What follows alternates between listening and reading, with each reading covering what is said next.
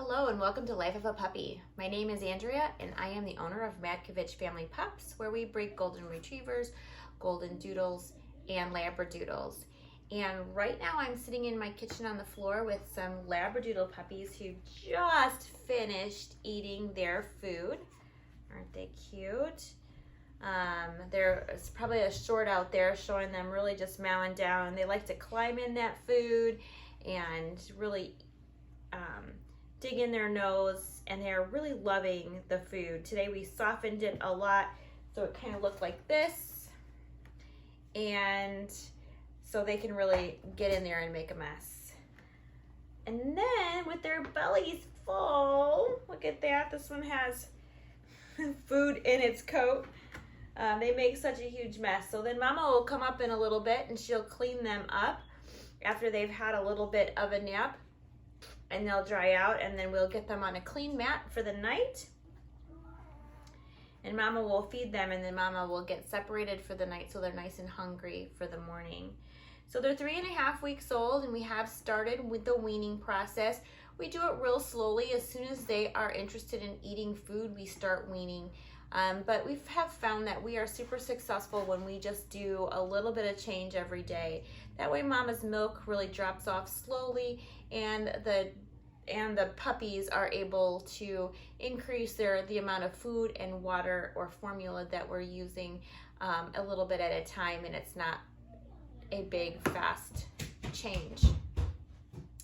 So these guys will so today they will be separated from their mama tonight, so they're nice and hungry in the morning. They'll nurse after breakfast in the morning and then be separated again until lunchtime. We'll give them a lunch feeding, which we do until they're about 6 weeks old, and we know that they're eating real good.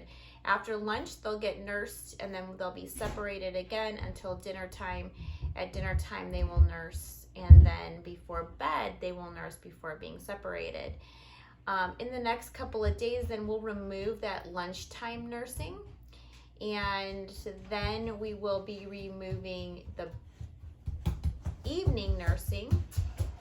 Then after a couple of days, we'll remove the morning nursing. The last one to be removed is that nighttime nursing. Sorry about all that noise. We got little ones coming and going. It's a beautiful day outside today. So the last one we remove again is that nighttime nursing, and that's because that nighttime nursing really just helps them hold over all night long and sleep more and get up and go to the bathroom less. So then by the time they're 5 weeks old, they are fully weaned, and then we have a good, then we can start doing some potty training. So we'll work on using mats, separate mats for them to go potty on. We'll try to keep one area super clean and the other area they'll use for going potty. And then at 6 weeks old, we will start their crate training. They'll actually start going in a crate at night so that they can start learning how to hold that bathroom all night long. So that is our process, and that's really a high level process. And obviously there are things in there that might change it a little bit. If they're not eating very well, or if they start losing weight, we do weigh them during this process. Then we would back up a step and increase the nursing again, or increase formula, or assess what we need to do to change that. But in general, that's the process that we have found to be the most successful and the easiest for both the mom and for the pups. And it also helps, they really make a very successful transition to their new home. Once we start putting them in crates, we do divide them up so they're with less of their siblings. They're still with siblings, but that socialization, that experience of being separated out from the puppies does help when they go home and they don't have their litter mates with them. Oh, they're so cute. They're just such a pile down here. Let me see if I can move the camera so you can see. Let's see, can you see that? Oh, look at that pile. So as soon as they get their little nap, we'll get this area all cleaned up for them and they will get to nurse. Aren't those little guys cute? I just cannot get enough of them half of the time. I mean, they are so cute. I could spend my entire day just having the pile on my lap. However, this eating thing is a little bit messy. So a little bit more about that. So we do have the 2 litters, the Golden Retriever litter, that's just 1 day younger than those guys. So we are going through the same process at the same time. And currently with this litter, we are giving them hard food in the morning and the mash, more of the mash. It's not really a mash, it's a soaked food in the afternoon, because these puppies, both litters, really had started even before that 3-week mark, nibbling on the food, licking on it. They were super interested in the dry food. And of course, we have to move them within the next 2 weeks if we start with mash, from mash to kibble. We don't want to leave them at soft food for a long period of time, because we do like them to eat that dry kibble. That way we can make sure that they get enough water when we can separate that kibble and that water. So currently we have dry kibble in the morning and wet food in the afternoon and in the evening. And we do that really, even though they're doing pretty well with the kibble, we are still doing that soaked food, because it does allow them to eat a little bit more, because as their teeth are coming in, of course, and they're having to chew that hard kibble, they just don't eat as much as when it's soft. So we are still providing them with that soft food so that they have a greater quantity of food that they're eating on a daily basis. So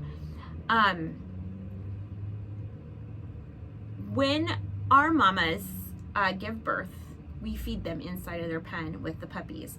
And we continue to do this throughout the puppy's small lifespan, because we want the puppies to model after their moms. So one of the things that is great about puppies is that they learn from their mom. They learn how to keep their area clean. They learn how to clean themselves. They learn how to react to other dogs. They learn a lot from their mom. But the other thing that they can learn from their mom is how to eat. So I love to have my mamas eating in the pen with the puppies. And a lot of times we find that scent, that what mama's doing in that scent, they get really interested, and they start being interested in that food before it's even time to start introducing food to them. So a couple of days before it was time to introduce food, those puppies had their noses in the dish with mom. They were climbing up in that dish, they were licking that food, and they really showed interest in it. And that really helps with that transition from nursing to solid food.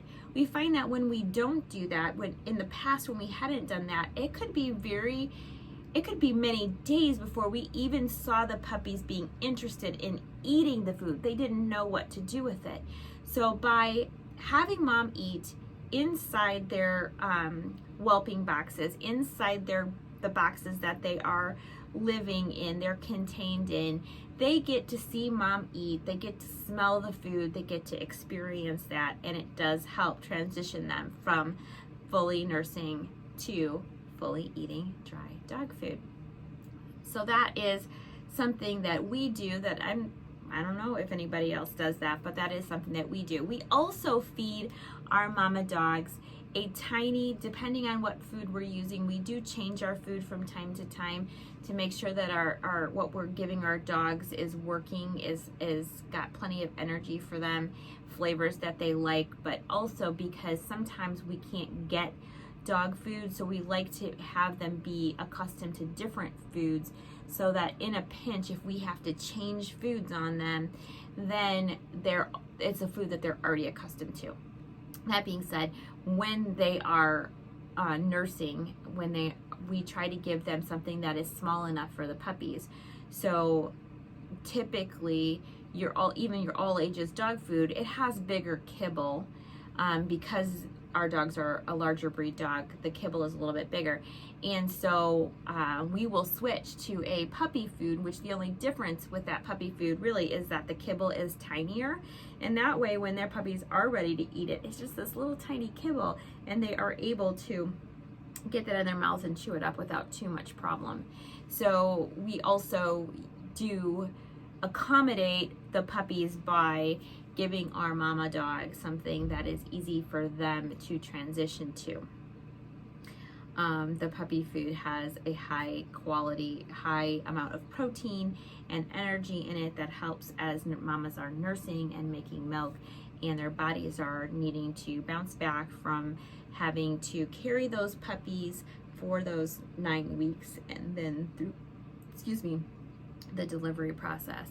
So again, we feed our mamas all day long when they're nursing all the time.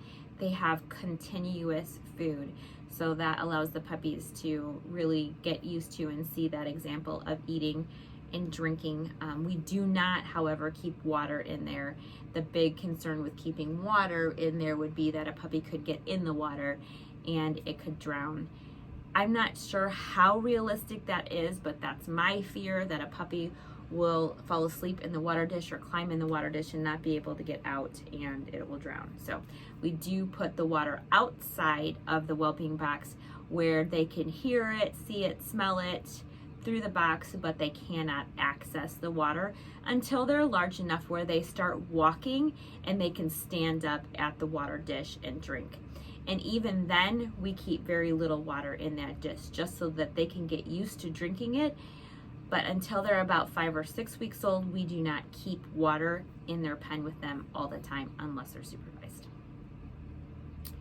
Okay, so that is what we're going through right now. Where the next couple of weeks, we're going to be transitioning these puppies from nursing to food and starting them on some potty training and crate training and getting in the thick of mess. So we'll have to be doing our bathing and all those great things. The puppies really get a lot of experiences from now until they go home. We'll do vacuum cleaners. Obviously, I said blow dryers, baths, nail clipping. We'll get them outside in the grass if we have some beautiful days for them to be out there. They will get bones to chew on, balls to play with, stuffed animals to play with. We just will start introducing, as they're now able to walk and play and be engaging, we will just start adding more and more things for them to experience. They'll be playing with the kids more and more. We'll have more people coming over and visiting and getting them outside to play. We'll put collars on them so that they can get used to collars. So we just have a lot of things that are going to be changing for those guys over the next 4 weeks. And then they go home, which is a very exciting day for us. A lot of times people will ask me, aren't you sad when they go home? And I say, you've never bred dogs, because they are so much fun and I love it.